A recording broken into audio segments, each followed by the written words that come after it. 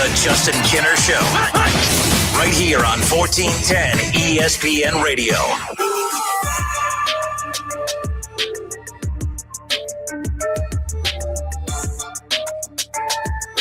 All right, Happy New Year, everybody. We welcome you in live here on a Friday, The Justin Kinner Show, Dayton's ESPN Radio, 1410 Wing AM.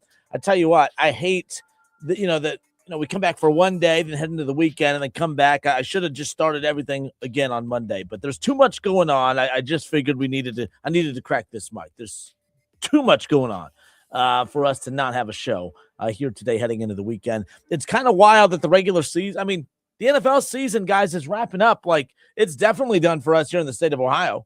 The NFL's done after this weekend. I really, truly feel like the season just started. There are some NFL seasons where I feel like weeks 1, 2, 3, and 4 were like ages ago. I feel like Joe Burrow just got knocked out until mid-December a few weeks ago.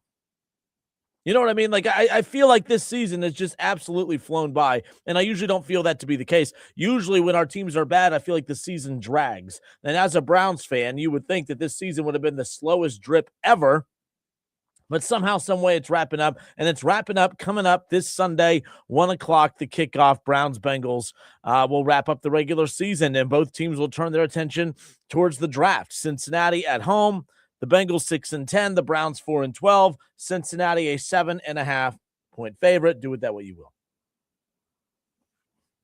Do with that what you will.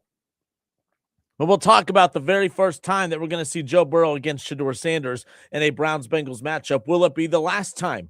It's the first time we're going to see Joe Burrow versus Shedeur Sanders in a Browns-Bengals matchup. Is it going to be the last time? We'll talk about that coming up in a bit. So with that being said, the new year, new changes slightly. For those who always watch the show on the Justin Kinner Show Facebook page, please continue to follow the Justin Kinner Show Facebook page. But right now, you could only watch the show on the Justin Kinner Show YouTube channel. So go to YouTube, subscribe to the Justin Kinner Show on YouTube. That's where you could watch the show each and every day, 3 to 5, right here on 1410 ESPN Radio. So I appreciate that.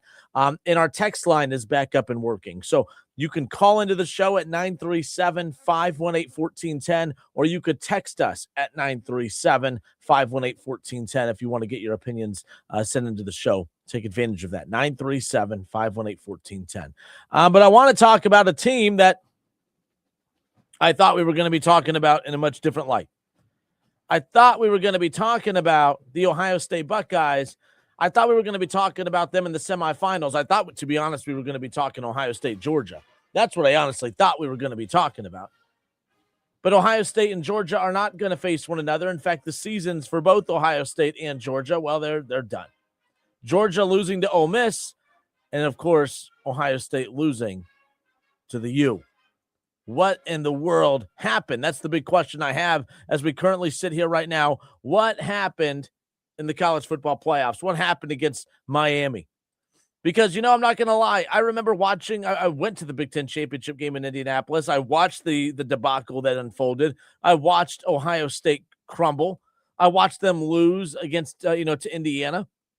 In Indiana, that magical run just continues. We'll talk about that more coming up in just a moment. But my goodness, it's one of those things where when I watched Ohio State and Indiana go head-to-head, when I watched them square off in the Big Ten championship game, and I watched Ohio State just kind of look flat against the Hoosiers, I chalked it up to, well, one team really, really wanted it, and the other team was looking ahead to what really matters, and that's the college football playoffs.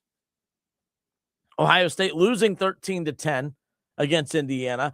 I wasn't panicking. I was kind of mocking those that were. I kind of thought it was silly to overreact to Ohio State's loss against Indiana in the Big Ten championship game, because I was like, there's just a lot of moving parts, not excuses. It wasn't, I didn't make any excuses.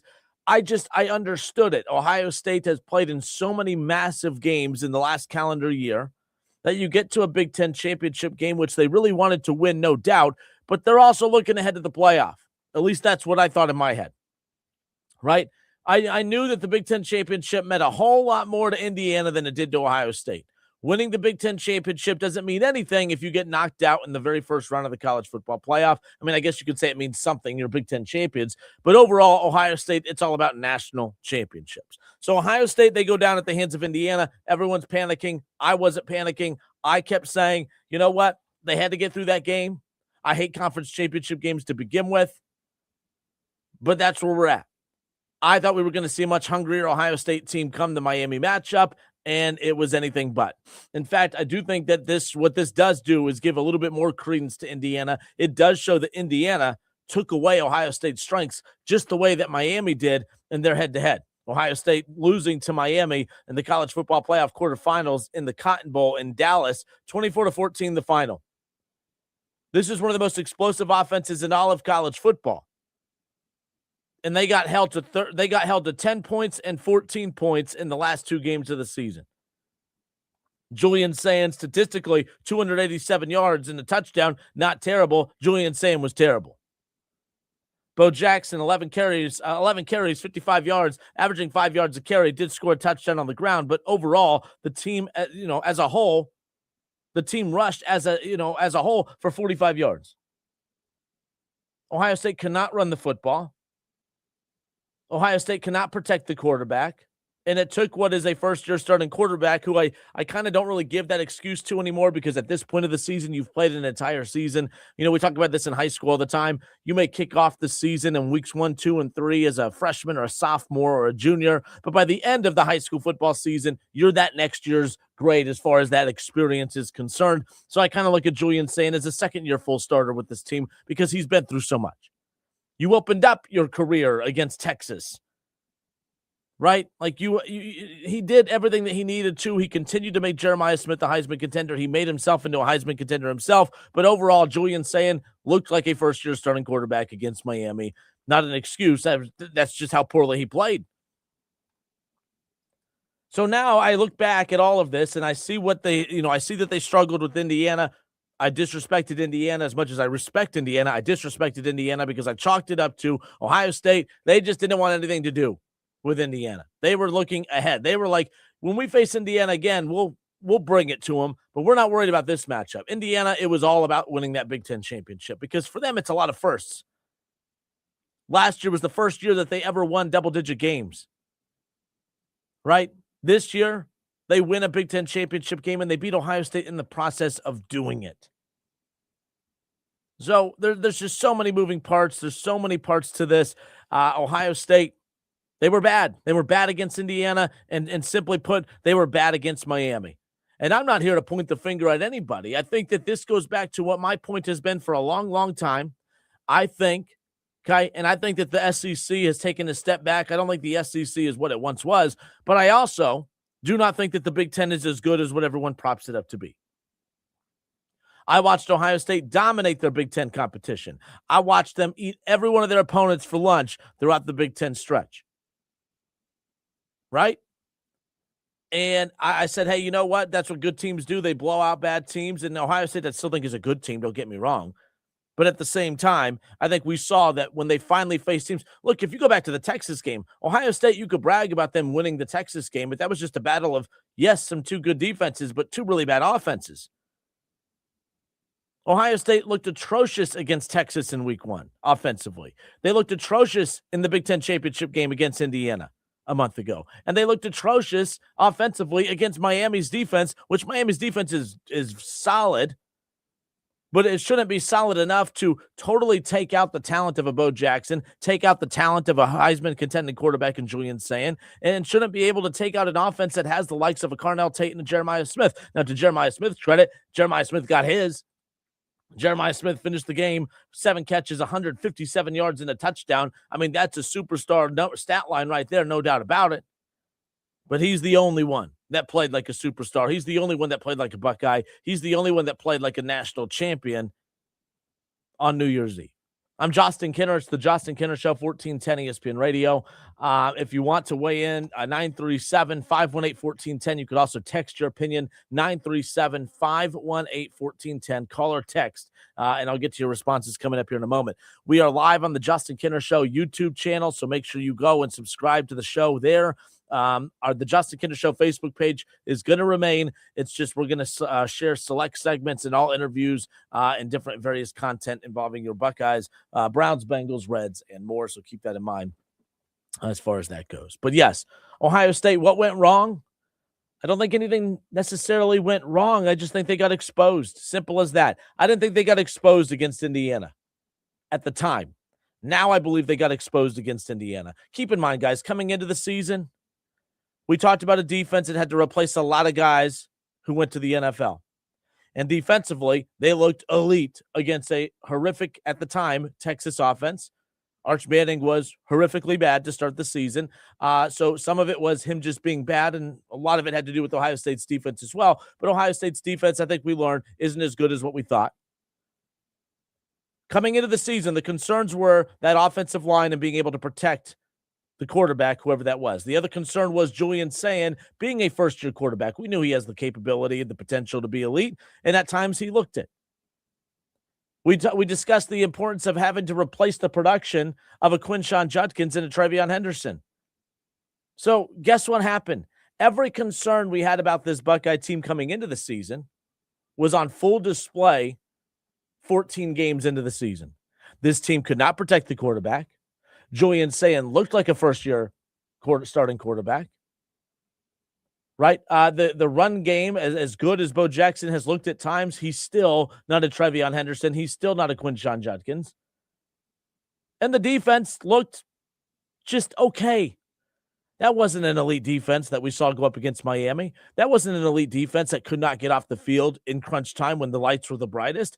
That defense was not as good as we thought. That offensive line was as concerning as we thought coming in. The run game was just okay, and it's been okay all season, and it still was one of those where nobody wanted to talk about it. I talked about their inability to run the ball against Texas, and I got told, oh, you're just overreacting. It's only week 1.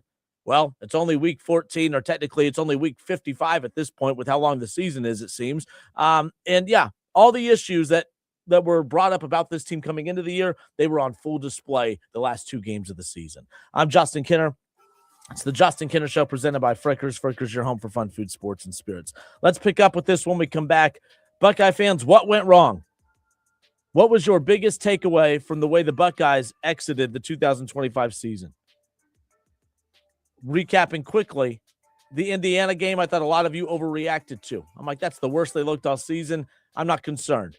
But after seeing the same issues that existed against Indiana populate in the Miami game, no, I just think that this team was slightly overrated. Simple as that. OH, I'm a Buckeye fan. Don't take my fan card away. But I think this team was very much overrated based on what we saw, not based on one game, but based on the last 2 games. I thought it was an off night against Indiana. No, that's just who they are when they actually run into good teams. It wasn't an off night against Miami. Miami's legit. Good for them. Good for Carson Beck. You know what I mean? Good for that defense. Good for Cristobal. Good for that program. Good for Michael Irvin. Good for them all. They were the better team. Miami's better than Ohio State. Indiana's better than Ohio State. Man, oh man. 937-518-1410. We'll be right back.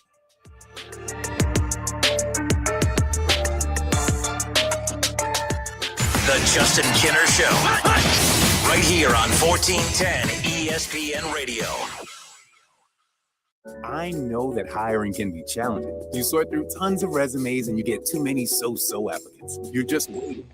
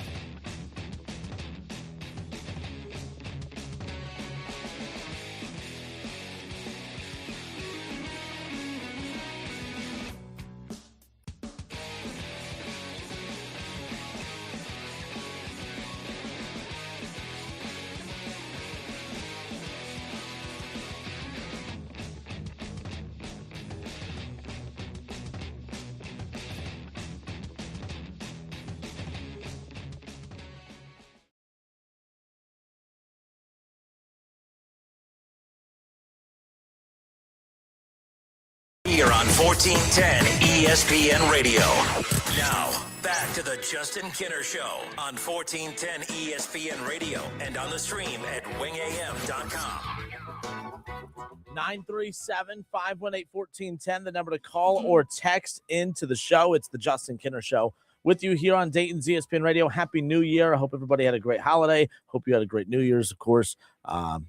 Kind of a weird, it's a touch and go. We're just we're landing the plane briefly today and then taking back off for another couple days off, and then we'll be right back at it again starting on Monday, and then it's back to a normal routine, which is what I'm excited to get back to. Let's just be clear. But I did think that after the holidays and after the New Year that we'd be talking about Ohio State in the college football playoff semifinal. I thought we'd be talking Ohio State, Georgia, to be quite honest with you. I didn't just get one of the teams wrong. I got both of them wrong because Ole Miss knocks off Georgia. One of the best stories in college football right now. Ole Miss, shout out to them. We'll talk about that more in a moment. But Ole Miss, they knock off Georgia. And then, of course, Miami, 24-14, they knock off the Buckeyes. Ohio State gets, they lose to Indiana in the Big Ten championship game 13-10, and then they lose 24-14. I mean, that's a problem. That's a problem for Ohio State, too. I think, at first I was getting annoyed on social media because when Ohio State loses, everyone comes for them. No, no one needs to feel sorry for Buckeye fans. I'm not asking about that, but that's the reality of it. Some fan bases' biggest win of their college football season is when Ohio State loses. People love celebrating when Ohio State loses. So I instantly was getting annoyed initially, but then I started thinking about, you can't get annoyed if what people are saying is true. And what a lot of people started saying is, well, Ohio State, they were obviously very overrated. And at times I get annoyed with those types of takes because I'm like, losing doesn't mean you're overrated. You know what I mean? I hate when a team lose. Georgia losing does not make them bad. Ole Miss beating them makes them really, really good now. Georgia losing to Ole Miss makes them bad now? Well, Georgia beat Ole Miss in the regular season. So what are we doing here? You know what I mean? So sometimes I do think we overreact to the results of a game. And I thought that's what we initially were doing with Ohio State. Ohio State's overrated. Oh, stop. No, they're not. Well, maybe. Maybe they are. It was kind of ironic. The offense started the fire. The offense put Ohio State in the bind.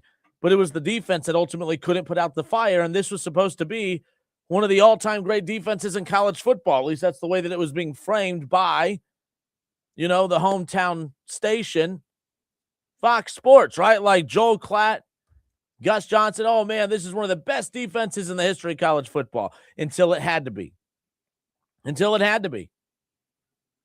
Oh, we mean that defense was great against Penn State, yeah, with the backup quarterback and the team that fired their coach not even at the halfway point of the season?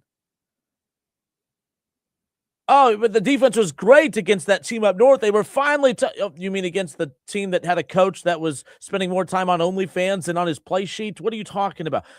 It's all starting to make sense. That defense was great against Texas. Oh, you mean the Longhorns, who have probably the most overrated Manning in the history of Mannings in Arch? Oh, but Grambling State, they showed them. They sure did.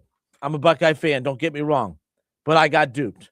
I fell for the propaganda. I fell for the dominating performances against teams that they technically should dominate against. And kudos to them. They dominated Michigan. They needed to. They dominated Penn State. They needed to. But there wasn't one game this season that I truly thought that Ohio, and I'm going to talk about this with Byers later, in the weekend and on Monday when he comes back. But if you think about Ohio State, what was the one performance this year that you could put your finger on and say, oh, yeah, that was the game that I knew that they were for real? Because the Texas game it was two uglies out trying to out-ugly one another. But because it was a branded win, I fell for it. I fell for all the talking points. I was giving out the talking points.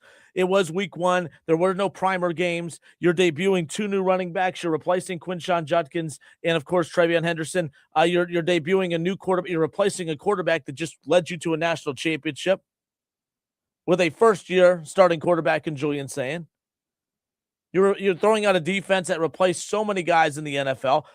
Yes, there was a lot of things about this team coming into the season that I was concerned about. And all those things didn't look concerning when they went up against teams that weren't as talented. In Ohio State, say what you want, I think they were overrated this year, but they weren't bad. Ohio State's a very, very good team. They deserve to be in the playoff. I don't want to hear any of that garbage.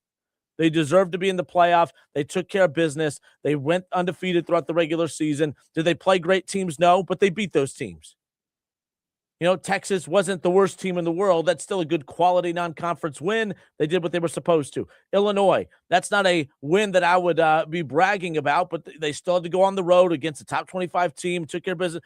Washington, top 25 team, they had to go on the road. Michigan, top 25 team, they had to go on the road. Big Ten championship game, technically on the road. Now, I'm not making excuses for Ohio State. I'm telling you, they were overrated. They were overrated. Simple as that. So, like I said, to sum up, I was getting really annoyed over the weekend with all the trolling on social media, but I'm here to tell you, if you are an Ohio State troll, if you are enjoying Ohio State's misery from what we've seen the last two games, I'm here to tell you, for one, enjoy it, because I enjoy when your team struggles, whether it's Notre Dame or Ohio or Michigan or whoever. Okay, I enjoy Alabama. I'm enjoying their misery. That's part of what makes college athletics so fun, or just sports rivalries so fun in general, but that's where we're at. But I'm also here to tell you, I went from being annoyed with all of y'all to agreeing with you. Ohio State, without a shadow of a doubt, was one of the most overrated teams coming into the playoff. They deserve to be in the playoff, but overrated, I think, is a fair summarization of who the Buckeyes were coming in.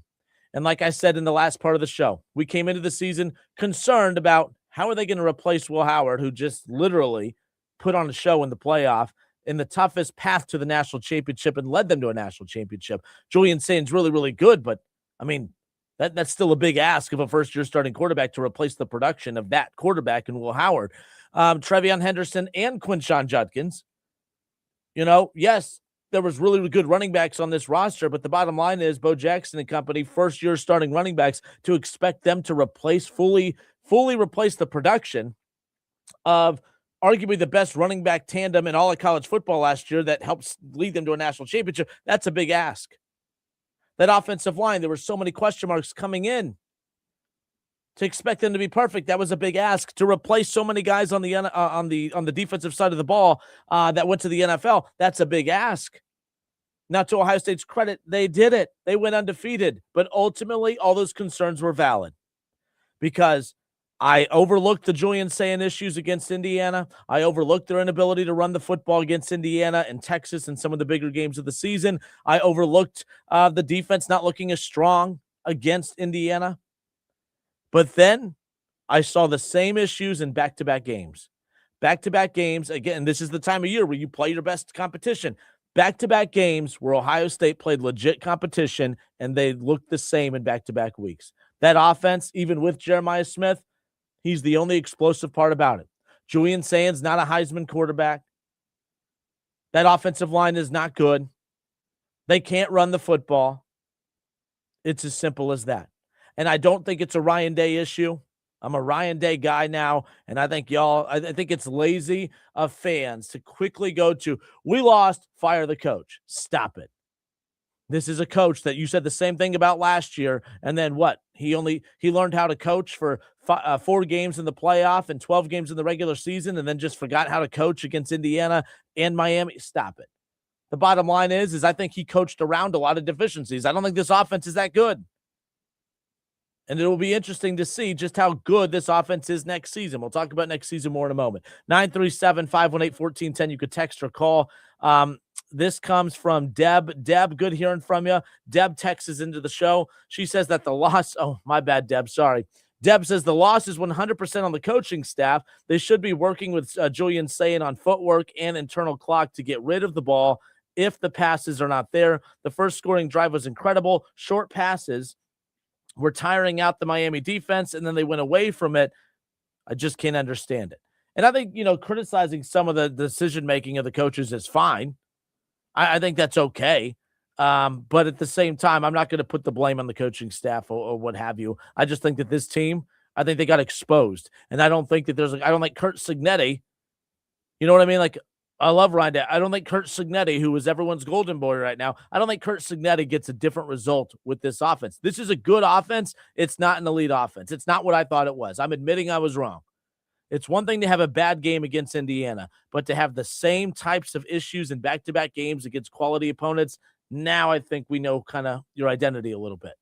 I don't care what you did against average to bad teams in the Big Ten. I don't care what you did against Grambling. I don't care what you did against Washington and Illinois. Top 25 opponents, but not playoff caliber opponents. Ohio State did what they needed to during the regular season.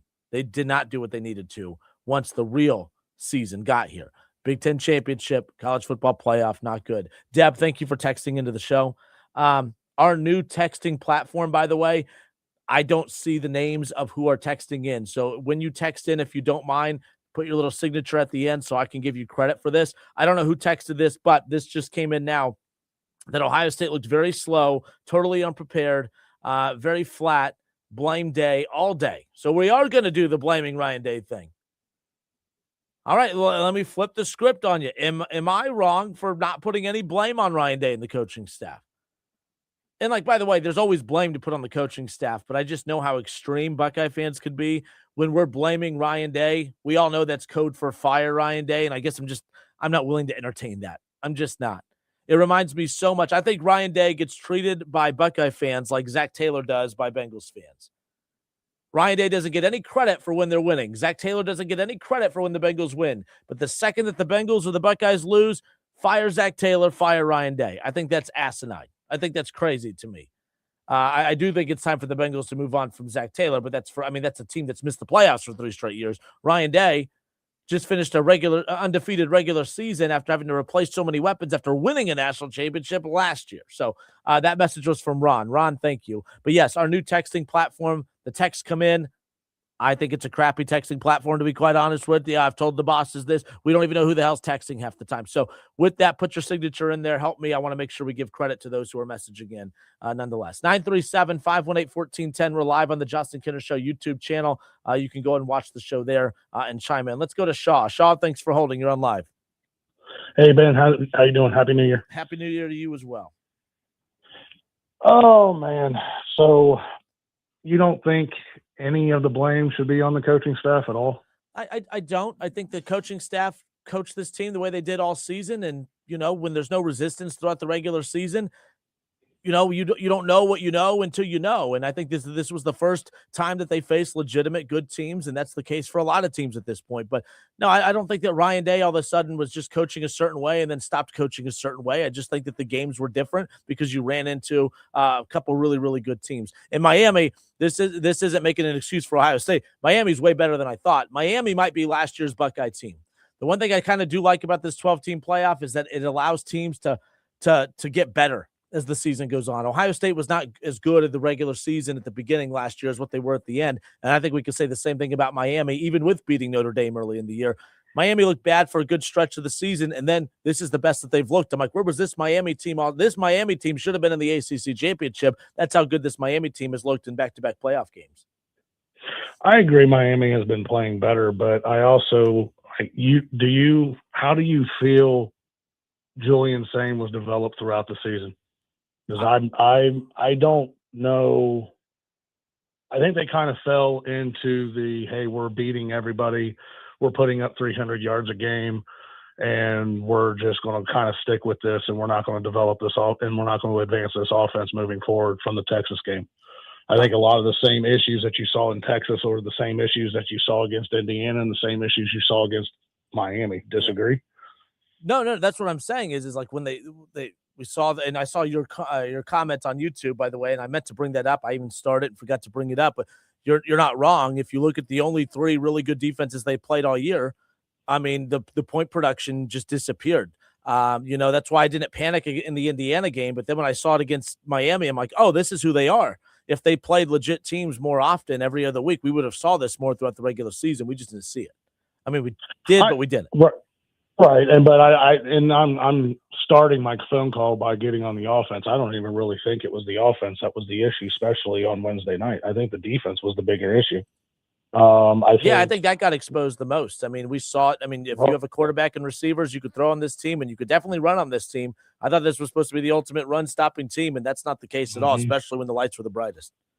Right, and I think it was first exposed against Indiana, and Miami did a lot of the same things that Indiana did in the Big Ten championship game. And I, before anybody jumps me because I'm a Michigan fan, I was one of the ones screaming about this Ohio State defense from week number one as well. I thought this defense was as nasty as last year's, and it just proved up front that they weren't. They didn't have the same push in the middle of that defensive line that you guys had last year. I don't know the names well enough, but obviously there was enough loss with those defensive tackles that hurt that defense. And then on the back end, I don't think Downs regressed. I just think that there was a lot more holes he had to cover up this year than what was on the back end of that defense last year. I mean, I'll go ahead and throw it out, and I'll take the bows and arrows for it. I think Patricia kind of let you guys down too. I think if what's his name wouldn't have left and went to Penn State, I think that kind of goes different this year too. I don't know. I mean, maybe it's taken too much of stock into the last two games, but I don't know. I think a lot of Ohio State got propped up because they played this is where I do agree with you, a very overrated Big Ten. And that's except for Oregon and Indiana, and those are the last two standards left. And they're going to have to play. One of them will reach the college football final, but I just think from top to bottom, it's a very mediocre conference at best. And yeah, the SEC may have stepped down a peg or two, but I don't think this means the Big Ten is overtaking them. But I don't know. It's weird to me. I don't know. It's a weird semifinal. I'll say that. It is a weird semifinal. I think Ole Miss might be playing some of the best football I've ever seen. That quarterback last night was unreal. So I don't know. No, and I think Georgia is a legit team, and they lost to another legit team. And I think that, to be honest, I don't think this should be surprising about Ole Miss. This should have been this was the whole reason why everyone was so pissed off about Lane Kiffin leaving when he did, because it wasn't just, oh, this has been a good season. This might be, the best team that he's ever had at Ole Miss, and they were a legit national championship contender. We get so caught up in the SEC versus the Big Ten conversation that it annoys me. I'm like, I don't care about the SEC versus the Big Ten. I care about the teams that are going to, be legit quality teams. That's why I'm happy about Miami. I'm not happy that Ohio State lost, but I like seeing fresh new blood. This playoff was supposed to give teams that opportunity to do that. We're seeing it with Ole Miss. We're seeing it with obviously Indiana. Now Oregon's getting a crack at it, with their win over Texas Tech. So, and I think Ole Miss is, to me, the ultimate national championship, and the brands aren't that strong.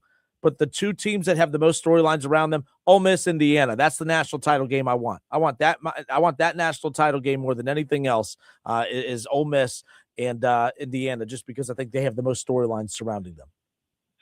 I as much as I want to see Indiana make it there, the final I want to see is Ole Miss Miami, because I think that sets up to be two of the most high-powering. Indiana versus Ole Miss is a completely different type of game, and I wouldn't be upset seeing that at all, because it's going to be old school football versus the new era of football with Ole Miss's fast-paced offense and all that.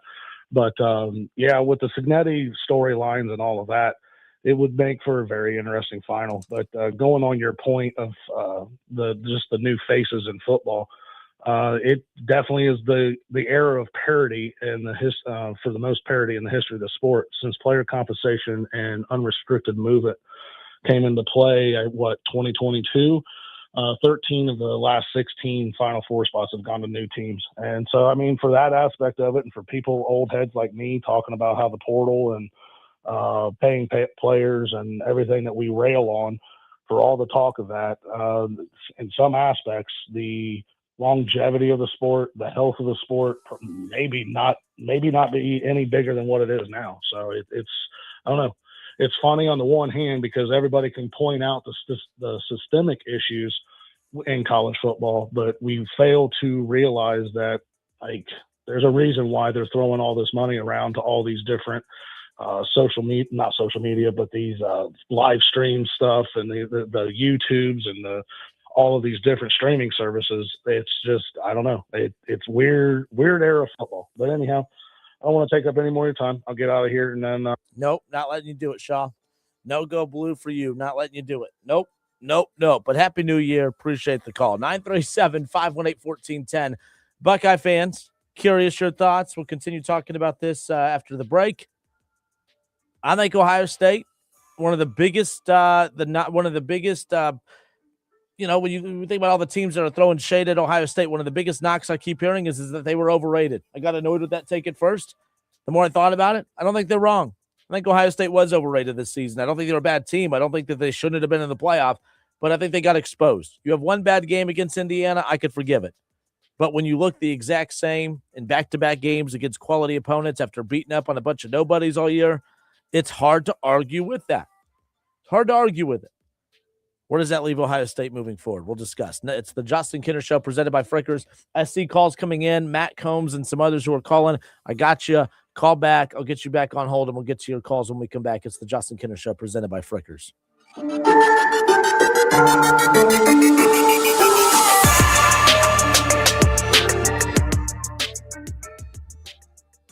The Justin Kinner Show. Right here on 1410 ESPN Radio. Ring in the new year and save big on everything for your next project. Now at Menards. Upgrade your bathroom today with our great selection of Broen bath fans. Get a Chroma Comfort bath fan that has 24 color options with unlimited color themes and a built-in Bluetooth speaker. View our entire selection of Broen bath fans on Menards.com. Plus, check out our weekly flyer for other great deals happening this week. Save big money at Menards. Hi, this is Dr. Justin with Dayton Weight Loss Secret. Have you been asking yourself, what is the secret to getting my excess weight off fast and easy like a lot of other people seem to be doing? The secret is Dayton Weight Loss Secret. Our program helps you lose weight fast and easy with no exercise, no prepackaged meals, no drugs, and no surgery. No injections and no need to be hungry. Our program helps reset your metabolism to keep the weight off for good. Schedule your free consultation at DaytonWeightLossSecret.com.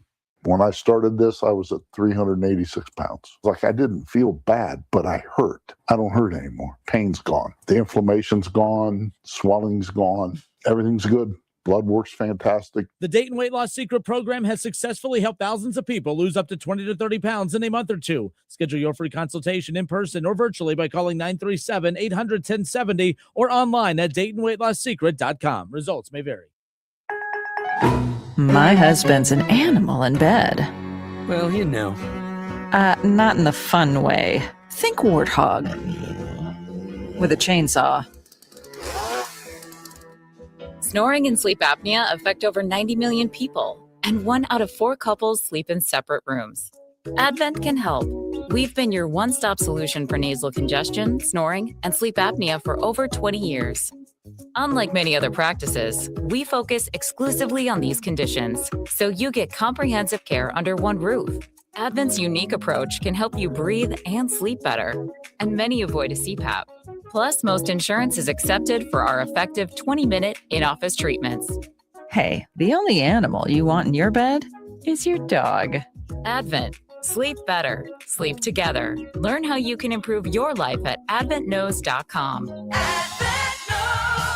AdventKnows.com. Our forecast, mostly cloudy, 21 tonight. Decreasing clouds in 32 Saturday, Sunday. Mostly sunny in 33. Rick Shrimp for 1410 ESPN Radio. They didn't have skim milk for your coffee, so I just got formaldehyde. Oh, isn't that stuff a floor cleaner? Pizza's here. Would you like sheets on that? Or how about a Crowley? Oh, no, that's a bug spray. Hi there. Would you like to sample our new scent, diethylene glycol? Isn't that the stuff in antifreeze? You wouldn't want to eat it, drink it, or even smell it, but that's exactly what's in your vapes. If you vape, quit. If you don't vape, don't start. For help, go to odh.ohio.gov/no vapes. A message from the Ohio Department of Health. This is TV's Dr. Travis Stork for Eggland's Best Eggs. Whether it's breakfast, lunch, or dinner, make sure you're choosing wholesome ingredients like Eggland's Best Eggs to plus up your nutrition. With more than 6 times the vitamin D and double the omega-3s and vitamin B12 compared to ordinary eggs, Eggland's Best supports a healthy lifestyle. Available in so many delicious varieties. Classic, cage-free, organic, free-range, and pasture-raised. Eggland's Best. Better taste, better nutrition, better eggs. Visit egglandsbest.com to learn more. Hi, this is Dr. Justin with Dayton Weight Loss Secret. Have you been asking yourself, What is the secret to getting my excess weight off fast and easy like a lot of other people seem to be doing? The secret is Dayton Weight Loss Secret. Our program helps you lose weight fast and easy with no exercise, no prepackaged meals, no drugs, and no surgery, no injections, and no need to be hungry. Our program helps reset your metabolism to keep the weight off for good. Schedule your free consultation at DaytonWeightLossSecret.com. I was pre-diabetic before I started this, and I'm not anymore. I've gotten rid of medications. I mean, there is nothing better I can say except it will change your whole life. The Dayton Weight Loss Secret program has successfully helped thousands of people lose up to 20 to 30 pounds in a month or two. Schedule your free consultation in person or virtually by calling 937-800-1070 or online at DaytonWeightLossSecret.com. Results may vary. The Justin Kinner Show. Right here on 1410 ESPN Radio.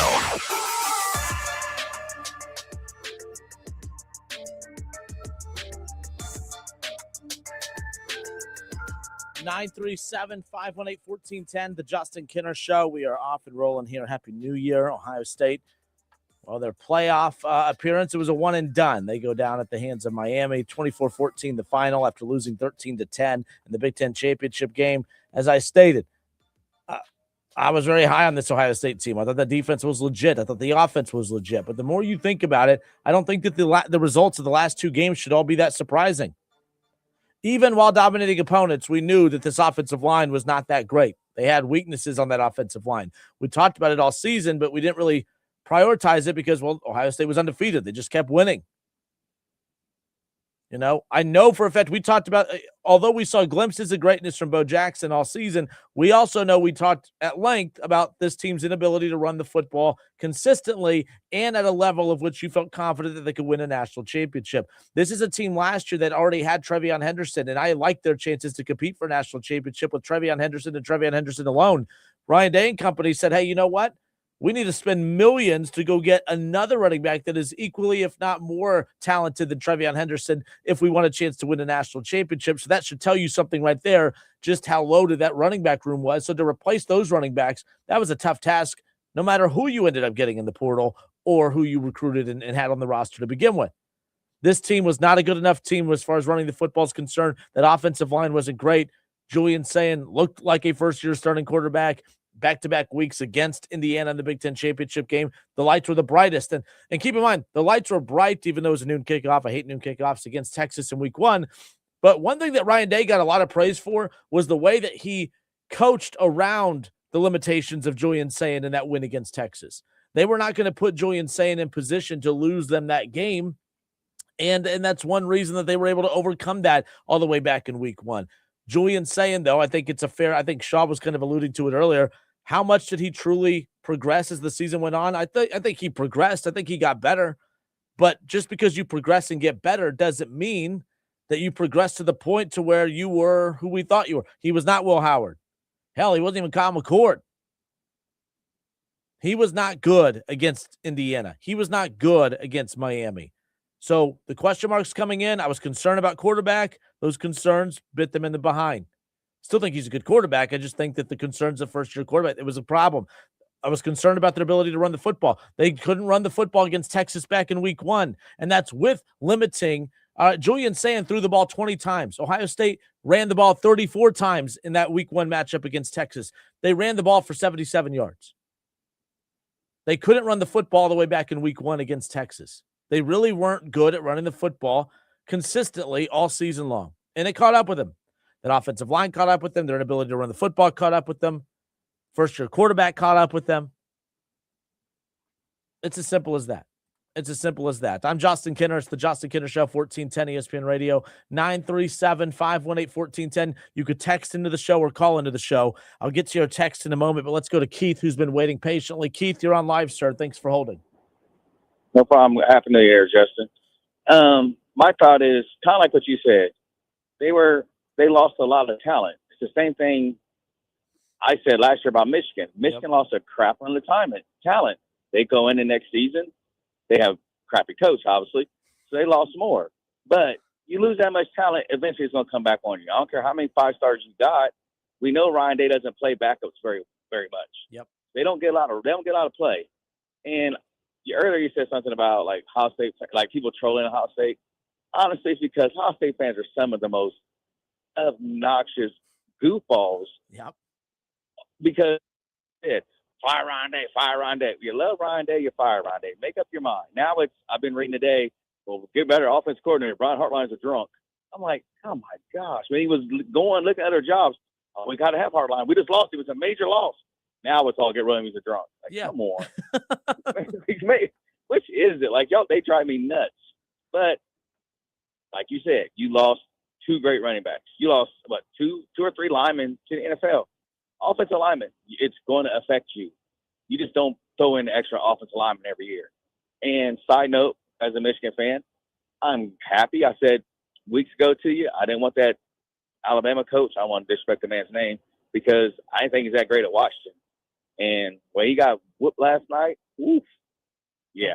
That was not good. I don't know about Whittingham. I mean, Utah wins, but Utah's Big 12. You know, we're going to make fun of them because it's weak. But Urban Meyer went from there to Florida. So that gives me a little credit. Like, hey, Urban Meyer's kind of vouching for him. I'm going to give him a little more credibility because I don't think Urban's too much of a football guy to just BS somebody, say he's a good coach. Because Urban doesn't really hold back on his opinion. So he'll kind of let it go, you know, what he does.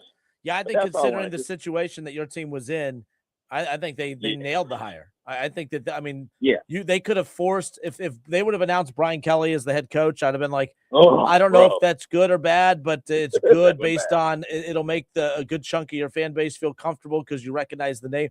But they could have gone the lazy route. They could have gone that route. They could have let Biff just keep it for another year. Yeah. But I think 100%. That they did the right thing. I think that that's a good hire, ultimately. And people want to bring up his age. I'm like, I don't care about his age. The guy can don't care about his age. Yeah. I mean, Indiana dude's showing you age ain't nothing but a number. Yeah. I mean, Belichick goes against it, but the other way. But one thing you said about people talking about Julian saying or his name is, not getting any better from day one, from the first game. If you want to see not getting better, go watch Bryce Underwood. Yep. That boy, he didn't show nothing. Ohio State's quarterback showed me a lot during the year. Now it's amazing, like, oh, he's not a good quarterback. You just was complaining he didn't win the Heisman. Make up your mind, Buckeye fans. You can't have it both ways all the time. They're like little kids. They really are. It's like watching a tennis match or pickleball. That ball's just going back and forth. I'm getting dizzy trying to keep up with them, man. It's and me both. I just laugh. I'm like, man, then you have like rational Buckeye fans who are like, they're like, man, just shut up. Like they're telling them just to shut up. Like it's bad when your own fan base is like, just shut up. Just stop. You make us look like Alabama fans. Just stop. Yeah, you could be upset about losing. You should be upset about losing. Yeah. You have expectations to win. You got beat. Sometimes it doesn't always have to be like, I think it's the lazy thing to do to just blame the coach every single time. You're a Bengals fan, right? This is my guy. You're my guy from Middletown, right? Oh no, sir! Don't you ever disrespect me. I am Dogtown all day, sir. I used to be in New Carlisle. I thought you were. I thought you were somebody else. My bad. Okay, good. We're on the same page. Bengals.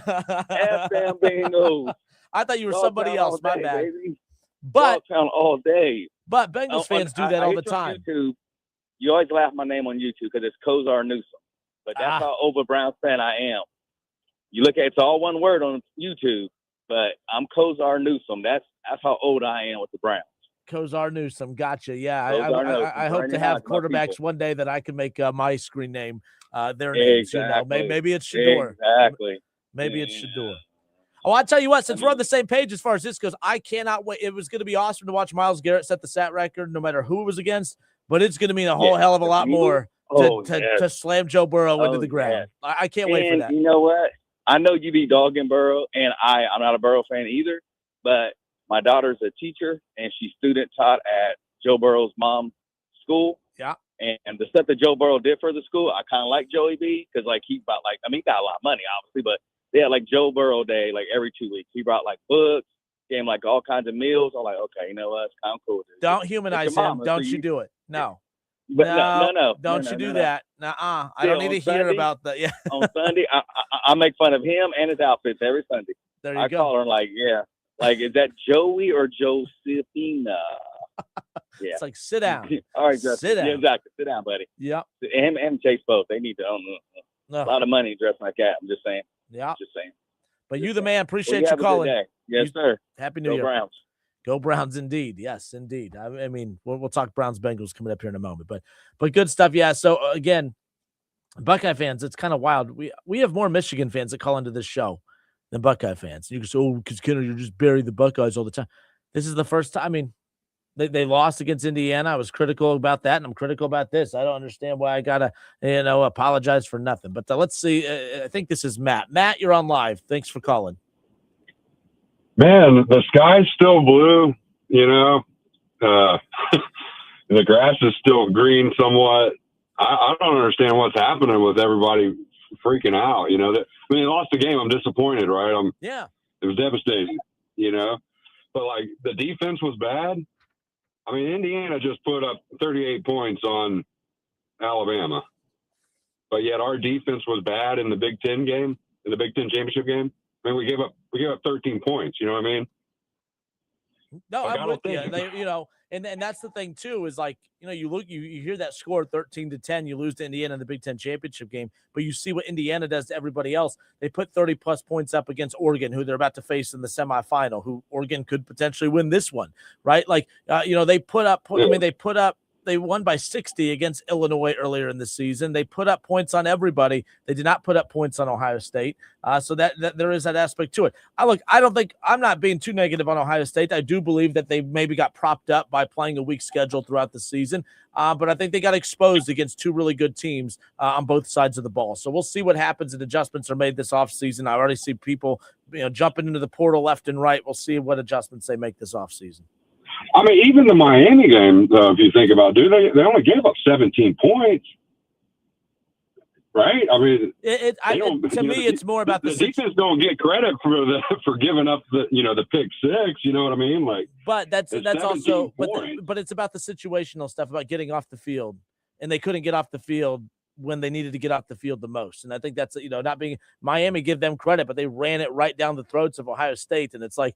You go through all you do all regular season to get to a moment like that. We don't expect you to blow out Miami, but we expect you to come up, come up big in those moments, and they just didn't. That was my problem with Ohio State's defense late.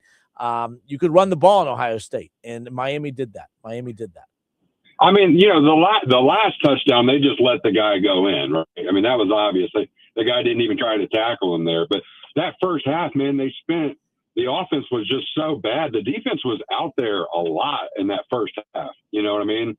Didn't really get a break. I mean, it would have been nice if the offense could have, made a couple drives, keep them off the field, right? But they gave up 17 points. So the way I always look at it is like for Ohio State, 21 points, man. If the defense can hold you under 21 points, I expect my offense to score 20, 24. 3 touchdowns in a field goal on me. Especially this offense.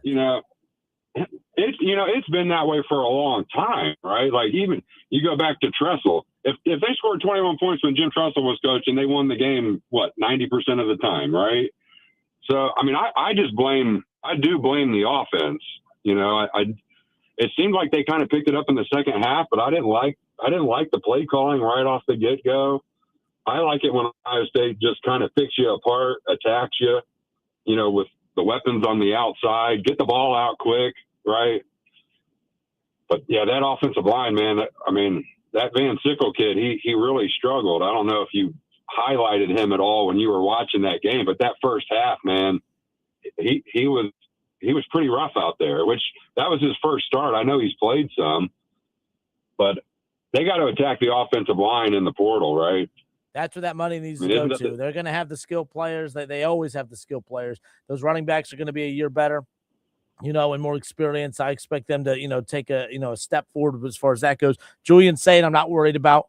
I think, a full season under his belt now. He tasted, success this season. He's going to be hungry. It's the final season of Jeremiah Smith. I think that, I feel fine about this team heading into next season, but only if they fine-tune that offensive line, because that offensive line needs work. And I think that's what ultimately costed everything. Everything stopped because of that O-line. Well, I heard Shaw talking. I mean, I don't blame Patricia too much. I don't hold a lot of stock in the defense really lets down. I think it's more offense. But, is Patricia coming back? What kind of deal did he sign? I'll be curious to see about I feel like this could be one of those, and Nick Saban did this a lot, especially, he was bringing on NFL guys left and right, offensive, defensive coordinators. They'd come 1-2 years and bounce, and that's just going to be the name of the game for Ryan Day and his coaching staff. He's going to be replaced. That's a good thing. That's a good problem to have. If you're constantly replacing your staff, that means you have the best of the best out there. And I'll be curious to see his name popping up in NFL circles. Maybe not as a head coach, but maybe his name does get thrown out there for some head coaching opportunities. But I guess that was going to be my next question: is did he do enough this year? To get NFL teams calling back, he could be a defensive coordinator in the NFL, right? Somebody could be interested in that, right? We saw with Chip Kelly. Head coach, right? Chip Kelly got paid a lot of money. He got paid a lot of money to pry him away from the college game. And I know he's back in the college game, but we could see the same thing with Patricia if a team's desperate enough for a good defensive coordinator. So we'll see how that ends up. Do you think he'll get offers? I could see him getting offers. I just think that right now, I think he's a good defensive coordinator. And I think he did his job this season. I think he came in and replaced a defensive coordinator that led them to a national championship or was a part of their national championship run. And I think he elevated the defense considering they lost so many weapons from last year. I'm not a fan of them situationally. I thought situationally they gave up big chunks against Indiana. They did the same thing against Miami. But you do bring up a lot of good points, Matt, about the fact that, hey, a lot of bend don't break. But they just broke in this moments of games that I wish that they would have just been able to hold their ground more. So we'll see. All right, real quick before I let you go, we talked about defensive coordinator. Where does it go for offensive coordinator? I'd be look. Ryan Day can't call the plays next season. And by the way, everyone that says he can't call plays, he's calling his offense. It's his offense. I think he can call plays. I just think it's one of those things where this team is they're more polished when he is the CEO and he's not down on the line working with everybody else. I think that they have to get a good OC. I think they need an experienced OC. I can't believe Chip Kelly went to that he's not that he picked Northwestern. I think that's crazy to me that ended up happening. But I would have took him back. I would have taken him back too. That's why I was a little bummed to see that he went there. I imagine him, Chip Kelly, calling your offense along with Patricia calling your defense. I think that would have been the best case scenario. So I'm going to give it time to see who they ultimately attack and go get as far as that goes. Have you heard any names? I have not. To be honest. I mean, that's off-season talk. And now that it's officially off-season, I can start looking into that more. But my goodness, who's not going to want to line up to help run Ryan Day's offense when you have a generational wide receiver and Jeremiah Smith out there and Julian Sain, who's going to be another year experience. So who knows? Is there a name you like? Is there a name that you want? No, I don't know. I haven't, it's been so, I don't have anything to do with it, right? But it's been so focused on Miami and the playoff. I hadn't thought too much about it, but yeah, I'm with you. I think somebody super experienced, if he could get some kind of NFL guy, and then obviously, like in today's world, young kids got to like this guy. You know what I mean? That's how it goes. Yeah. So you got to get somebody that, it's different for me. I'm 30 years older than these kids playing, right? So, you hear that about Urban Meyer, right? He couldn't relate to younger guys. I mean, you have to land on your coaches too. It's really important these days, But Matt, I'm out of time, my friend. I appreciate you calling. All right, go Bucks, baby. Go Bucks, absolutely. All right, the Justin Kinner Show presented by Frickers. Frickers, your home for fun, food, sports, and spirits. We'll be right back. The Justin Kinner Show. Right here on 1410 ESPN Radio.